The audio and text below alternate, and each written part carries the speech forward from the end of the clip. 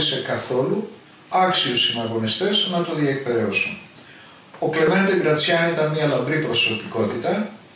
Είχα την ευτυχία όχι μόνο να τον γνωρίσω, αλλά και να μεγαλουχήσει σε ό,τι αφορά στον Ιταλικό φασισμό, να κατανοήσω καλύτερα τον Ιταλικό φασισμό. Σημειωτέων ότι δεν είμαι από εκείνους οι οποίοι πιστεύουν στην αναβίωση του ναζισμού ή του φασισμού στην εποχή μας.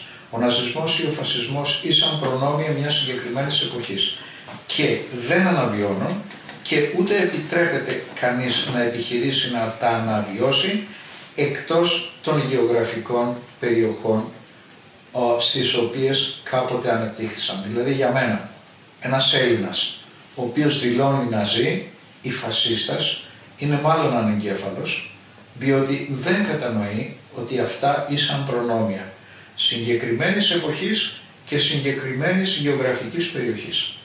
Ναι, αυτό